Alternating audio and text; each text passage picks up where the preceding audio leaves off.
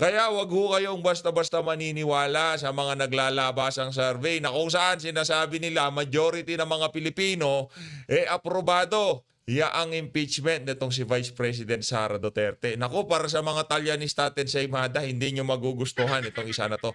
Hindi naman natin pag-uusapan itong mga naglabasang survey na to, yung approval at trust rating nitong si Marcos Jr. at nitong si Vice President Sara Duterte para isampal sa pagmumukha nitong mga walang yang Talyanista, mga bayarang vlogger na to, kung gaano nasusuka ang sambayan ng Pilipino sa amo nila. Pero bago ho yan mga kababayan, syempre di ho natin pwedeng kalimutan Laban straight, PDP laban straight, Siyempre, PDP diba? laban straight, PDP laban. Tondo, Pato, Bongo, Hinlo, Mata, Matuleta, Lambino, Rodriguez, Salvador, Kibuloy sa Senado. Tondo, Pato, Bongo, Hinlo, Mata, Matuleta, Tuloy-tuloy lang Lambino, ho, mga kababayan, Rodriguez, ha? Salvador, Kibuloy sa Huwag lang ho Senado. tayo basta-basta maging PDP butante. laban straight, Ikampanya na ho natin sila, ha? Ikampanya ho natin sila. PDP laban straight, PDP laban, PDP laban straight, PDP laban straight, PDP laban straight, PDP laban.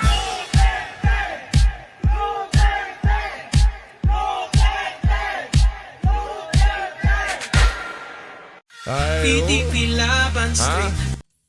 tuloy-tuloy lang ho tayo sa pangangampanya sa ating mga kandidato. Malapit na ho ang eleksyon. Huwag ho kayong panghihinaan ng loob. Ika nga, nung nagumpisa ang kampanya na to, majority sa ating mga kandidato nasa baba talaga. Pero unti-unti ho silang umaalagwa. Magtulong-tulong ho tayo para ho ito kay dating Pangulong Rodrigo Duterte at dito kay Vice President Sara Duterte. Para sa mga nagsasabi, kung magdaragdag kayo, ikonsidera nyo itong partikular na kandidato na to dahil karamihan sa mga yan matatalo. Lahat naman ho sila matatalo nung pag-umpisa ng kampanya na to, ng eleksyon na to. Pero unti-unti ho silang umaangat dahil merong mga prinsipyo. Dahil inendorso sila ni dating Pangulong Rodrigo Duterte. At sana tumanim sa utak ng ating mga kandidato na to na ang pagboto sa kanila ng sambayan ng Pilipino dahil kay dating Pangulong Rodrigo Duterte. Huwag ho sana lang makaligtaan sa kalagitnaan ng laban na ang pagboto sa kanila dahil sa mga Duterte.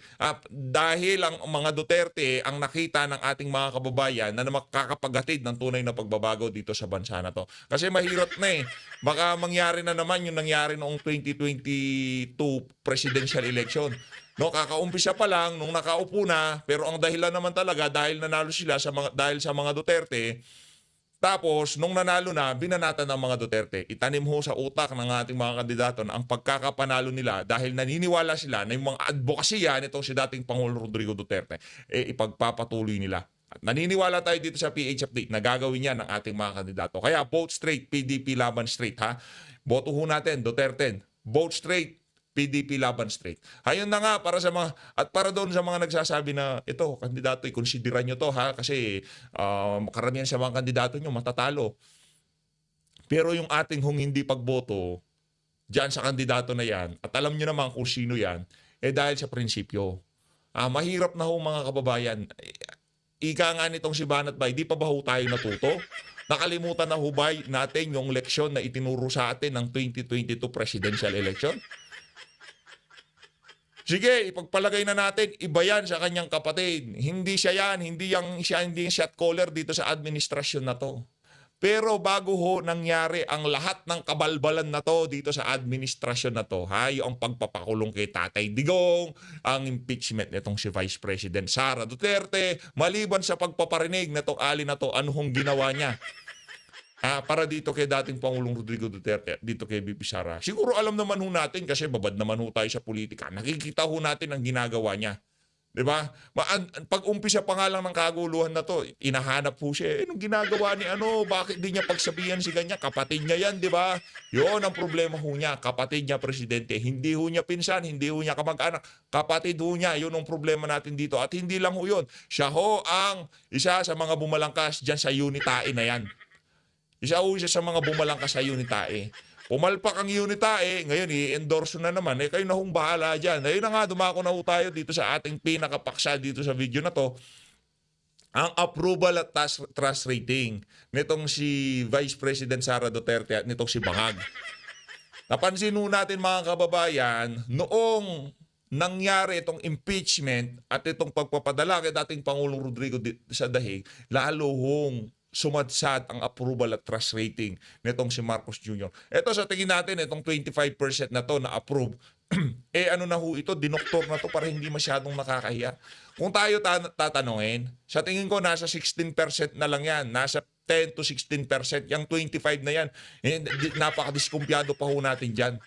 Okay? Ibig sabihin, approve etong si Marcos Jr. 25%, itong si Vice President Sara ay approve sa kanya 25%, itong kay VP Sara 61%. Talagang nakita nyo naman ho kung gaano kalaki ang agwat ng mga Pilipino ang naniniwala dito kay Vice President Sara Duterte. Kaya sinasabi ho natin, yun sa mga aligasyon na kesyo sang-ayon ng ganito karaming Pilipino, diyan sa ginagawa na yan na impeachment laban dito kay Vice President Sara Duterte, napakalaking kasinungalingan. At pinaliwanag mo yan ni Ma'am Sasrogando Sasot, yung ginawa nilang survey na yan, napakalaking kabalbalan.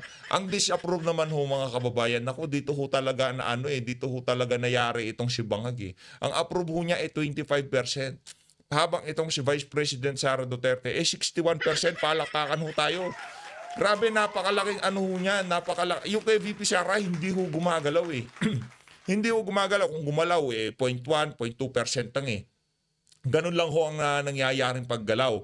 Diba? Pero dito ho kay Marcos Jr., ang kanyang disapproval nasa 53%, habang ang approval rating niya ay 25%. Ano nangyari? Akala ko ba yan akma doon sa nakikita natin pagka meron ho siyang public appearance. 'Di ba? Halos wala na hong gustong makipagkamay dito sa dito sa unggoy na to, dito kay Marcos Jr. Kasi alam ng sambayan ng Pilipino kung anong klaseng kabalbalan ang mga pinaggagawa niya sa ating bansa. Pulse Asia survey, nakaisa rin itong Pulse Asia. Kahit alam ho natin, malamang itong kay Vice President Sara Duterte, yung trust na yan, mga nasa 70% yan. Yung approval na yan, nasa mga 65% yan. Dinoktor na ho yan mga kababayan para hindi masyadong pagmukain na talagang ang sambayan ng Pilipino. Pero kung ilalabas natin ang tunay ng numero, hindi ho ganyan ang kalalabasan yan. At alam ho natin kung saan bumabaling yung Pulse Asia na yan ngayong mga panahon na to. Mapa-kandidato, mapa-approval at disapproval rating. Alam ho natin kung kanino bumabaling yung na yan, survey firm, sa administrasyon. Pero dito sa isa na to, siguro, napakalaking hocus-pocus kung sakaling baliktarin nila yung magiging resulta na yan. Baka yung kanilang tinanungan, yung kanilang pinag-surveyan, baka mag-clash pagka nakita nila ang resulta. No? Kasi, eto si VP Sara, etong lumabas na survey na to, nagpapatunay lamang ho mga kababayan, yung yung pag-alis niya bilang Department of Education Secretary, yung pagkakawatak-watak talaga ng alyansa, napakalaking dagok ko talaga para sa approval at trust rating nitong si Marcos Jr. Meron pa, minadali nyo kasi. Actually, itong mga figure na to, nakikita pa lang nating lalabas to pagka 2026, 2027, 2028 Hindi pa ho ngayon dapat lalabas tong mga figure na to Kasi ito, noong linabas na ni Marcos Jr. ang tunay na kulay niya, alam natin na sasadsad ang approval at trust rating niya. Kasi yan ang inayawan ng sambayan ng Pilipino noong panahon ng mga dilawan. Kayo mga dilawan, mamaya kayo sa akin. 'Di ba? Itong ganitong klaseng gobyerno, ang inayawan nila kaya nanalo itong si dating Pangulong Rodrigo Duterte. Ngayon, yung inayawan ng sambayan ng Pilipino, ibinalik ho nitong si Marcos Jr. Inaasahan ho natin sa mga 2027, 2020, doon pa lang ho talaga lalagapak ang mga puntos nitong si Marcos Jr. Anong ginawa nila? In-impeach nila si VP Sara. Pinadala sa Dahig, Netherlands itong si dating Pangulong Rodrigo Duterte. Kaya ang pag-sadsad ng approval at trust rating nitong si Marcos Jr., inaasahan na ho natin sa mga susunod na panahon. Kumbaga, yung 25% na yan, mas bababa pa ho yan, mas lalagapak pa yan, ika nga. Dahil hinahanap ng sambayan ng Pilipino yung ipinangako ho ninyo na 20 pesos na bigas. Hinahanap ng Pilipino yung continuity na ipinangako nyo na nung panahon ni Tatay Digong, kahit papaano nagiging safety ang kalsada, kahit papaano napakasulido ang pulisiya pagdating sa ipinagbabawal ng droga. Hindi nga makapag-pulburun test Hindi nga makapag-hair follicle test. Bakit? Kasi alam niya, magkakaproblema siya kung sakaling gawin niya yan. Ano ho yan eh, hindi ho siya pwedeng, ano muna ako, magpa-flash out muna ako, magpapalinis ako bago ko gawin to. Hindi ho. Bangag is bangag. Ano ho sila, kumbaga pumasok na sa utak nila kahit hindi ko gawin yan, wala namang mangyayari sa akin. At yan ho ang ginagawa nila ngayon. Pinagkikibit-balikat nila yung panawagan ng Sambayan ng Pilipino na magpa-hair follicle test yung bangag na yan. Kaya wag na ho kayong magtaka sa mga susunod na taon, susunod na buwan, kung yung approval rating at trust rating nitong si Marcos Jr. lalong sumadsad. Kaliwat ka ng paninira sa social media ang ibinabato dito kay Vice President Sara Duterte. Ano ang dahilan kung bakit nananatiling 61 at 59% ang kanyang approval at trust rating?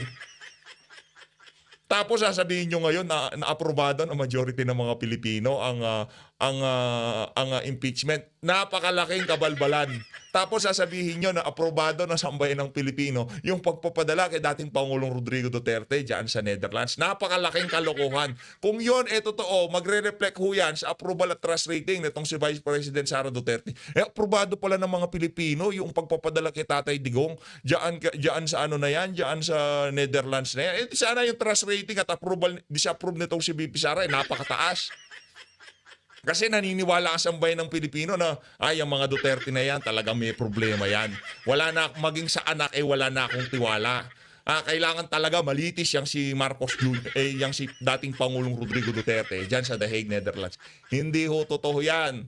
Yan ho lahat ano yan, optics, publicity, ika nga ng administration para ma-justify nila yung pagbenta nila sa mga naglalaway na mga banyaga na to, sa mga naglalaway na ICC na to, ang ating soberentiya. Di ba? Yun ho ang totoo. Para masabi nila, titignan nyo naman.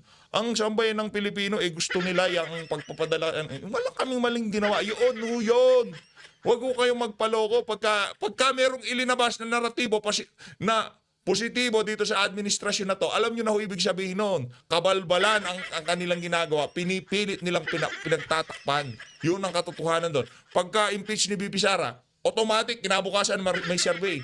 Majority ng college student, kesyo ganito, kesyo ganyan, aprobadong impeachment ni VP Sara. Kabalbalan kasi alam na ho nila na hindi na naman popular ang kanilang galaw na yon. Kaya automatic meron ho silang survey na ilalabas. Huwag na ho kayong magpabudol sa mga survey na yan. Yung Pulse Asia na yan, isang kupos din yan. Ngayon, gusto nila maniwala tayo dito sa survey na to. Para saan? Para sa mga susunod yung ilalabas na survey. Kakagatin na naman namin, ganon. Alam namin, pagka yung survey kargado o hindi kargado, kagaya na lamang ho nito. Kay Tambaluslos at dito kay Vice President Sara Duterte. Tingnan nyo naman ho yan. Yung naninira, 14-14. Ako, 14-14. Approval at trust rating. Tingnan nyo naman ho itong si Vice President Sara Duterte. 59-61. Tingnan nyo naman, yan ho ba ang susunod na magiging presidente ng Pilipinas? Kaya kung ako sa iyo, Tambaluslos, tigilan mo na yung ambisyon mo. Hindi ka pa nga presidente, hindi ka pa nga tumatakbo, sira ka na sa tao. Bakit? Nagpakabiling kasi yan sa House of Representatives. Napaka-popular ng mga Duterte, tapos sisiraan mo ng ganon-ganon. Paparatangan mo ng kung ano-ano itong si Vice President Sara Duterte. Sabihin na natin, okay, yung yung meron ng Mary Grace Piatti, meron ng Cocoy Villamin, nasaan na sila? Bakit hindi makita dyan sa survey yung paninirang ginagawa nyo sa Ali? Yan ang sinasabi natin. At yung approval at trust rating na yan ni VP Sara, kakarga sa mga kandidato na inendorso ng kanyang ama na si dating Pangulong Rodrigo Duterte. At yan ay sila PTP Laban Street, Sila ho. PTP Laban Street, Sila ho ang PTP inendorso Laban kandidato. Street, PTP Laban. Sila ho ang ating susuportahan. Mata, Matuleta, Lambino, Rodriguez, Salvador, Kibuloy sa Senado. Tondo, Pato, Bongo, Hinlo, Mata, Matuleta, Lambino, Yan. Rodriguez, Salvador, Okay. Kibuloy sa Senado. Duterte straight, PTP Napakalaki na naman hong dagok sa kampanya ng administrasyon yung mga naglabas ang result na yan. Paano naging napakaraming tao sa rally ng mga alyansa? Gayong ang approval at trust rating ng pinupuntahan nila ay anak ng tokwa. Sumisisid na ika nga. O ano ibig sabihin nun? Mga hakot ho yun. Ngayon, kung itong si VP Sara magsasalita sa mga malakihang rally ng PDP, alam nyo na ho kung anong ibig sabihin yan. Yan ho ang 61 at 59% na resulta dyan sa approval at trust rating na yan. Ayun na nga mga kababayan, alis na ho tayo dyan sa paksa na yan at lumipat na ho tayo dito kay Kiko Pangilinan. Ang problema kasi dito, Kiks, ha? O, Kiko Matcheng, makinig ka. Ang problema kasi dito, masyado kayong plastic. Kung hindi nyo, ba't kayo magpupunta dyan kay Idol TikTok kung hindi nyo rin kakainin yung pagkain? O pati daw yung dahon ng saging na pinambalot mo ng tilapia, kinain mo pati dahon ng saging. Di ko napanood yung video na yun, pero kapangpangan mo kasi ginagamit dyan, dahon ng mustasa eh. Lalagyan mo ng buro tapos yung masarap po yun, masarap yun. Isa sa paborito natin pagkain. Pinrito, iniyaw na tilapia, lagyan mo ng buro, lagyan mo ng daon ng mustasa, sabay isubo mo, yun ang the best. Yun ho talaga mga kababayan. Mapapasabi ka na lang na, naku, ang sarap talaga. Yun ang kasi yun hindi nakakain ng mga bangag yun. Kaya ayaw gawing culinary capital ng Pilipinas ang Pampanga. Yung mga bangag, matitigas ang panga. Kahit anong sarap ng pagkain, hindi ho nila nalalasahan kasi punong-puno ng pulburo ng kanilang mga bibig. Ito mga kababayan, pakinggan ho natin panoorin natin itong si Boy Plastic. Plastic ka kasi, Brad. Yan, iboboto nyo. Naku, kung iboboto nyo yan, iboto nyo na lang si Amy. Ganito kung boboto kayo ng mga dilawan, kung boboto kayo ng mga taga-alyansa, at nandito kayo, naligaw kayo sa video na to, hindi kayo taga-suporta ni Tatay Digong. Ito sinasabi ko sa inyo. Hindi kayo taga-suporta ni Tatay Digong, naligaw lang kayo dito, kanina pa kayo visit kay PH Update. Kung iboboto nyo, itong mama na to, iboto nyo na lang si Amy. Yun na lang, iboto nyo si Gringo, iboto nyo si Amy. Kung wala kayong balak, iboto tong mga to. Teka, ano pang ginagawa nyo dito? Alis na kayo kung wala. Hindi. Kung wala ko kayong balak, iboto itong mga kandidato na to. Ako na hong nagsasabi sa inyo. Makikita nyo yung day and night difference, higa nga. Diyan sa Senado natin kasulukuyan at pangka pumasok itong mga kandidato natin na to. Pakinggan natin itong si Boy Plastic. Boy Plastic, pasok! Tapos bawang sibuyas.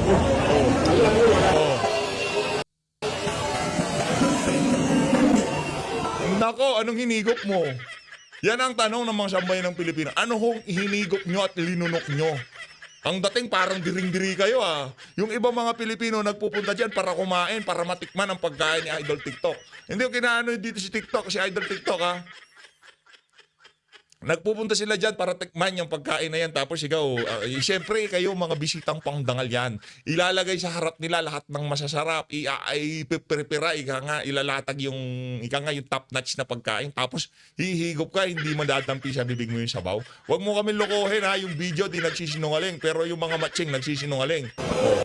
Sabay lunok Tapos bawang sibuyas. Tayo na humusga. Meron bang...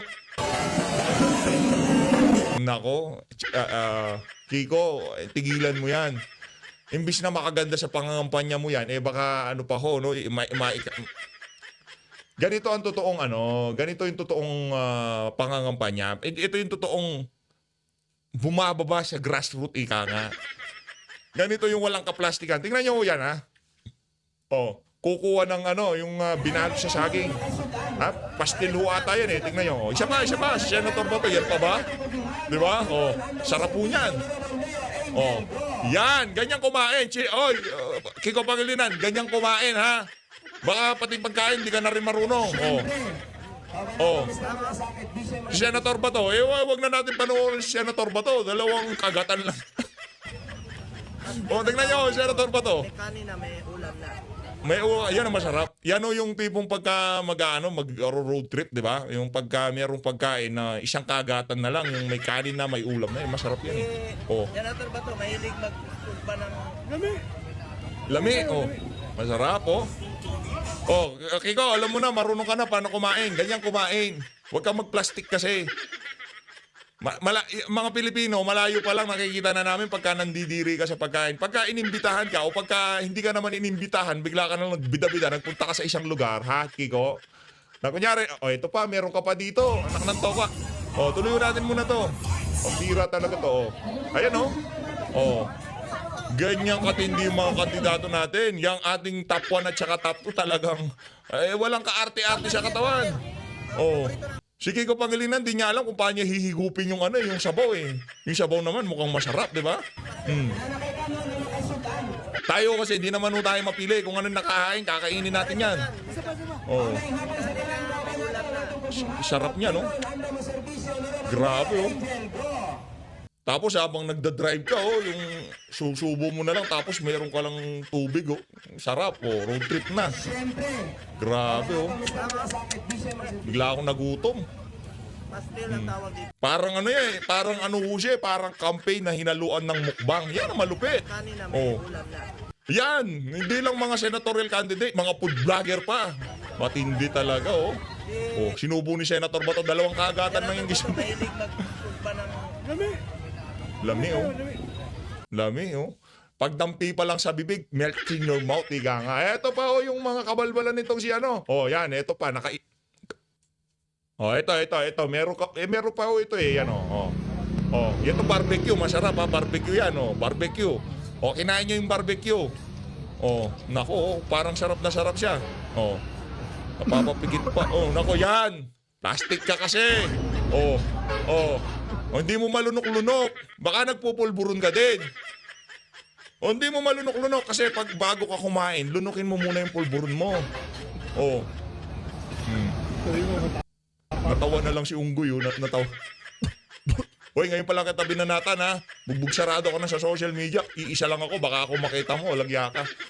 Ngayon, Ito na, kay Senator Bato de la Rosa na tayo. Sa pagkain pa lang, ho, makikita na natin yung mga tunay at peke. Okay? Sa pagkain pa lang yung mga tunay at peke, makikita na natin.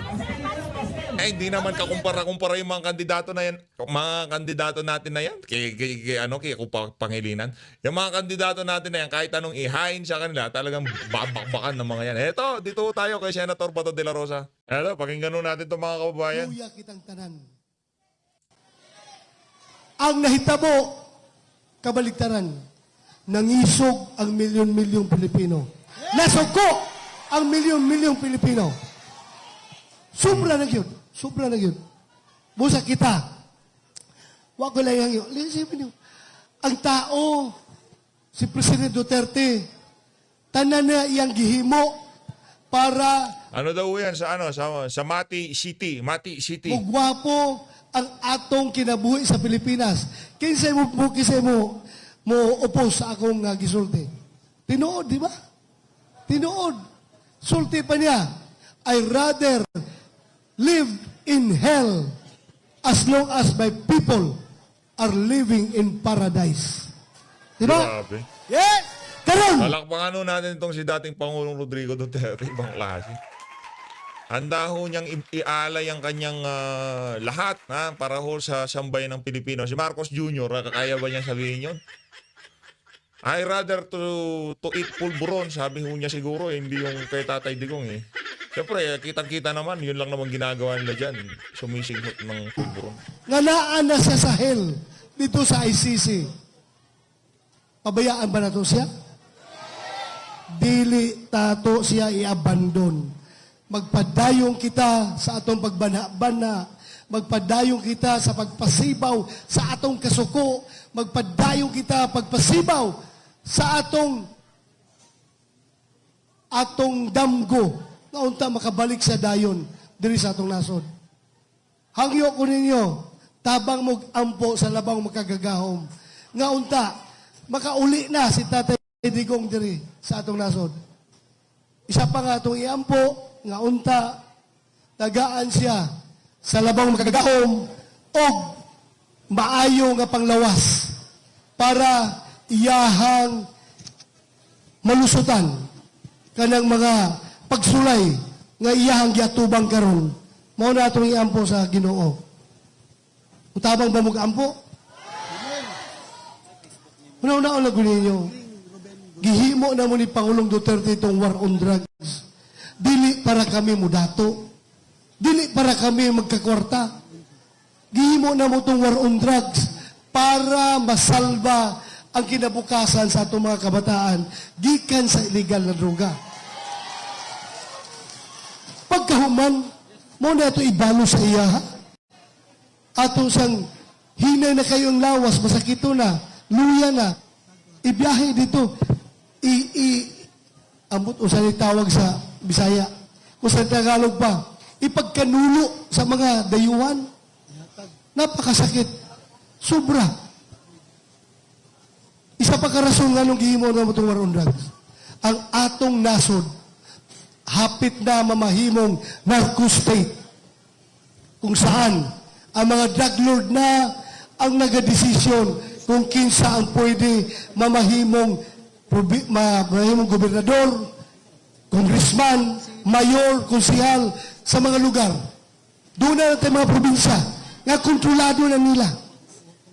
Busa, kaluluoy ang Pilipinas kung mamahimong narco-state. Ang narco-state mo ka na ang nasod nga nag-control ang droga, ang power sa droga. Baligtad na, dili na ang nasod ang nag-control sa droga. Ang droga na nag-control sa nasod. Dili ta mo sugot niya, anak. Busa mo itong gihimo na mo ni Tatay Digong ang war on drugs. Tanawan ninyo karon. Tanawan niyo kung sanay tabo. Nibalik na po ang droga. Di sa mati, nibalik mo ang droga? Nga po, nibalik na po. Busa ako, mintras himuon ko yung senador, kanang akong laban sa illegal na droga, di na ako naatrasan. It may cost my life. Pwede ko mamatay, pwede ko mapriso sa ICC, tungod anang ako advokasya, laban sa illegal na droga. Pero di ko mo atras, nga ano? Kalong dili ang atrasala. Kaluluoy ang Sa lahat na naging ng Chief PNP, siya utos sa pinaka nakita nating matino. Itong si Senator Bato de la Rosa. Magaling ho, mahusay itong mama na to. Tsaka yung ilinapit ho nila yung PNP nung panahon niya doon sa mga ordinaryong Pilipino. Yung tipong, hindi, kasama nyo kami. Huwag kayong matakot sa amin. Wala na yung mga skalawag, wala na yung mga ninja cops. Kami nagugurgur sa mga yan, di ba? Nakananto. Dapat sila utal. Ngayong mga panahon na to, talagang nagsibalikan na naman. Kasi mabilis ang kita doon eh. Anong ginawa ng Tatay Digong? Pag doblado ang sweldo nyo. Para hindi na kayo gumawa ng kalokohan. Ngayon, doblado na sweldo, ang dami pang nawawalang Filipino-Chinese businessman. Nakanunto ko. Pero doon sa sinasabi nila na hindi kasali yung mga dyan, yung mga kapulisan, medyo diskumpiyado ho tayo. Hindi natin inaakusahan, pero diskumpiyado lang ho tayo doon sa statement na yun. Hindi pa nga malaman kung sino mastermind, tapos sasabihin. Diba? Huwag ganun. Ang hirap po kasi, dami kasing pulis na nai-involve sa kabalbalan ngayong mga panahon na to, kaya nakakalungkot to nung yung mga opisyal na dapat sana pumuprotekta sa mga ordinaryong Pilipino. Sila pa ho ang nagbibigay ng takot sa ating mga kababayan ngayong mga panahon na to. Pilipinas, kung kitang tanan, mga opisyalis sa gobyerno, wala na ibayag, di na musukol sa problema sa droga. Kinahanglan yun, atong kalabanon ang droga. Kidnapping, kaliwa kanan, dinagko na mga magnet, mga taypa na sa Manila, gibang kidnap, gipamatay pa, dagko na kay gipangayong ransom money. Itang sugot, balik ang krimen. Sayang kayo itong 6 years nga gihimo ni Tatay Digong para malimpyo ang Pilipinas. So, karon balik na po. Busa, ang hayop ko ninyo, manikamo ta, magkahiusa ta, ato suportahan ang line-up sa PDP Laban. Daghang salamat, mayong gabi, o gadalay ko ng Diyos. Ayun, lipat naman ho tayo dito sa isa sa kandidato natin. Yes, man! Ayan, dito ho tayo sa isa sa kandidato natin. Kung ba kayo, no? Nga, akong ginawa na, sa akong isuwat din sa nickname, kay pag suwat sa balota, ka na sa COC ba, ibutang ka na ako nga Richard, Richard mo gina akong pangalan, or gamito na lang na ako ang nickname na ako nga Doc Marites. Nga ako ging gisuwat, Doc Marites. Kaya ang nag-angga nga Doc Marites ako kanig yung Facebook, followers ba? Kaya sige man kong share. Showbiz, share. Nagbulag si Katniel, share.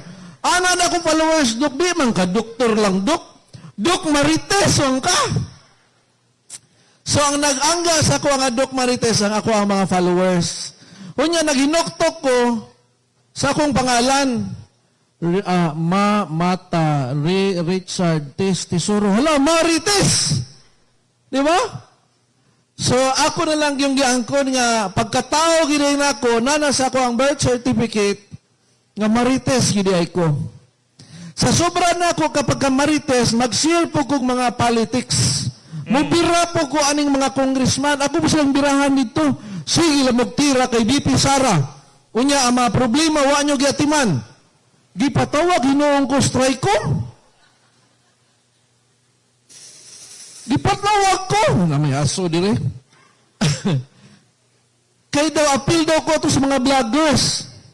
Katong last nga hearing, gibanata nila si Joey DB. Gibanata nila, tinawag mo akong GAGO. Yan na itong isang si Your Honor. Bakit mo ako tinawag na GAGO? Ano na siya? Kay gusto man nila pahilakon.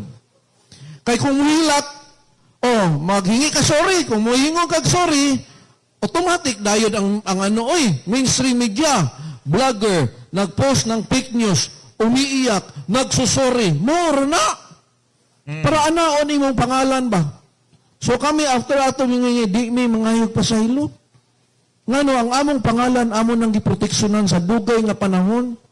Unya magingon lag sorry daoton imong pangalan. So giingnan niya, tinatawag ba akong GAGO? Tama ba 'yon? Kayong mga vloggers, ana siya. Ano ang comment niyo? Tama ba siya? Kuha ko sa microphone, ingon ko, Your Honor, sa last hearing, ikaw ba ningon po kag TANGA? Gibalik na ko sa iya, Your Honor.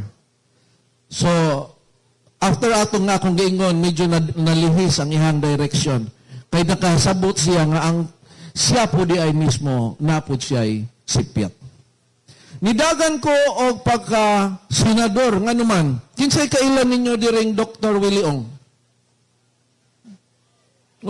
Kinsay kailang Dr. Willie Ong? Okay.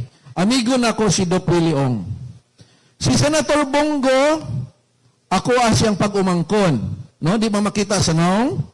Nanaagi gamay, no? So, si Senator Bongo Tesoro na siya. No? So, Christopher Lawrence Tesoro, go. So, ako Richard Tesoro Mata. So, anak siya sa ako ang igagaw. Gasis ko kay Senator Bongo as a senador na ako sa Leo, bahid sa mga PhilHealth issues, COVID issues, vaccine issues, gatambag ko niya kay ako may doktor. Si Doc Willie Ong, ako apod siyang amigo Dr. Me. So akong tumong tamangan ako ning duha nga mahimong senador. Senador naman gid magpadayon pagka senador og si Willie Ong akong tabangan mahimong senador. Nanawag si Doc Willie sa kuha, ingon niya, aduna siya ay cancer. Unya, ingon siya, buhi pa siya next month, mudagan siya pagka-senador, katotong last year. Bugat kayo. Amigo na ko na ay cancer. Unya, ang among tumong ni Doc Willie Ong nga makahatag maayong serbisyo sa kalusugan. Kay ang mga tao dili satisfied sa kalusugan. Patong pagsakit niya, diha na ko nag-apply. Kay ngalan na ay back up na kay Doc Willie Ong. Kay wa man takabalo. That's why nag-file ko o kandidasiya. Kay ako mismo nasayod ko sa problema sa katawhan. Mag-check up ko free clinic. Naaman no ay free nga tambal. Atos kabukiran. Kay na may sponsored po sa gobyerno. Pagkadungog na ako sa plibang hastang lagkita. Kung dili, pwede ning amoxicillin. Ani, kay mo may libre sa gobyerno. Dapat taas-taas ng tambal sama sa mga Cipexime. Kabalo ko kung di na ko ito ihatag, ma-admit ra ni siya gihapon. Nya mo may available dito. Di siyempre, maursa ning amoxicillin pero nagresita na po kung di maayo, palitan ni. Kabalo ko, wag gihapon to napalit ang tambal. Pasabot na ko, ang pundo para sa health damay kaayo. Ang PhilHealth kulang na gikuhaan pagyod. Nya gisiruhan pagyod og pundo. That's why gisulod ko sa PDP Laban. Kay ang PDP Laban kaning Duterte solid yun ni sila sa health. Ang Exhibit A, na ano na si Senator Bongo, gipakita gyud niya, giunsa niya pagtabang sa health. Agree ba mo? Ang Malasakit Center, grabe kaayo ang natabangan. Pero ang PDP Laban, gusto sa PDP Laban, ipadayon, ipadako, pagyod ang serbisyo sa health. Ang pikas ba, adunay doktor? Wala sila, ingon sila, kompleto daw sila, 12. Kami na pulo ra daw. Pero 12 lagi mo, ano yung doktor? Unsay solusyon ninyo sa health? Waan o kwarta ang PhilHealth niya, ibutang sa laing butang o sa bulsa? Mao ba na ang gusto nyo nga solusyon? Ayaw sila butara. Kay ang plano nila ugahon ang PhilHealth kay ihatag ra sa ayuda. Kani akong pangutanan ninyo. Mosugot ba mo nga moingon ko nga dili na mo kadawat og ayuda, pero kung ma-admit mo, libre na. Sugot dili. Ang Malasakit Center, gibutang ni Senator Bongo na sa public hospital. Pero ako private man ko, pediatrician. Kabalo ko sa problema, iniguli sa mga pasyente. Maglinya pa ang watcher dito sa congressman. Dapat ang Malasakit Center ato po nang ipadako, apilo na nato ang private hospital. Correct ba?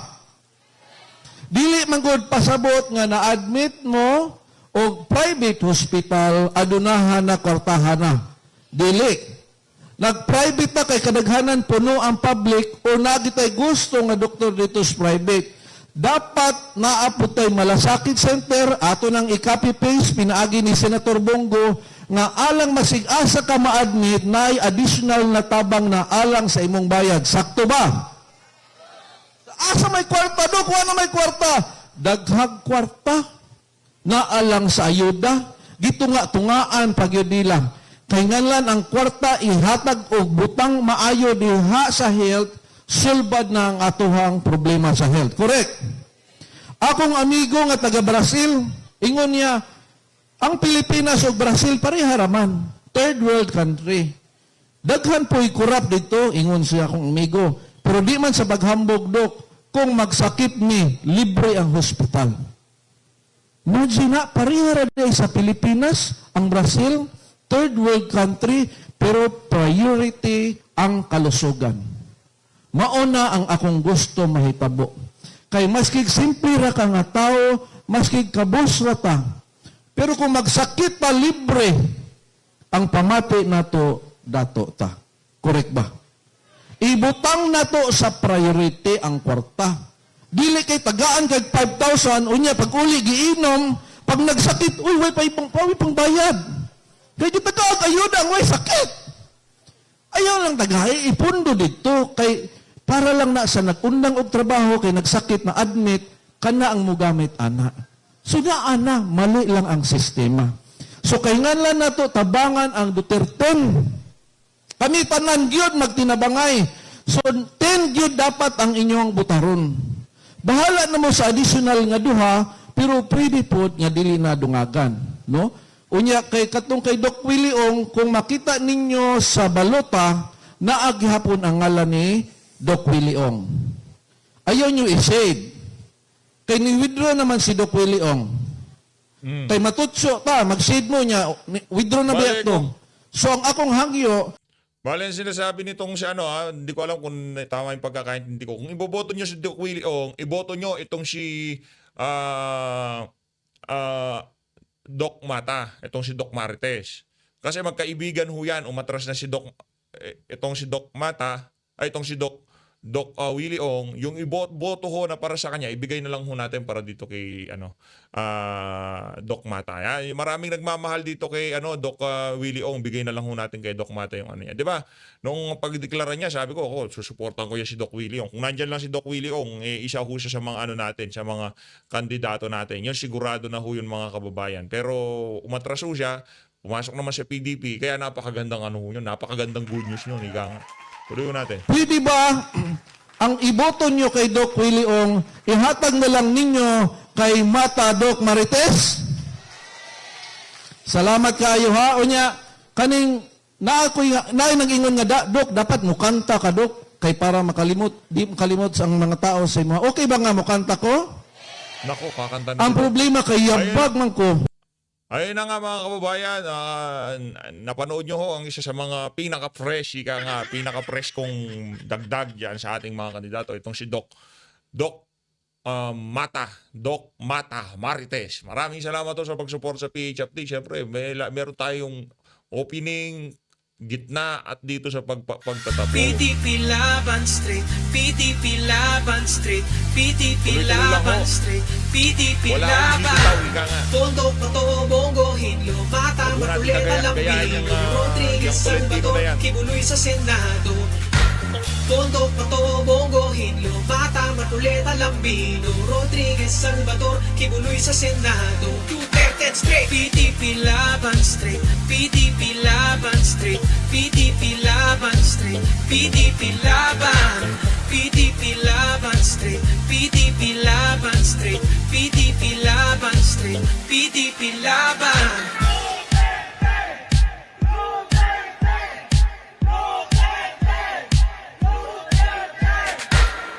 Ayun, maraming PDP salamat to. Laban. Mag-ingat to kayo lahat. Mahalin natin ang Pilipinas.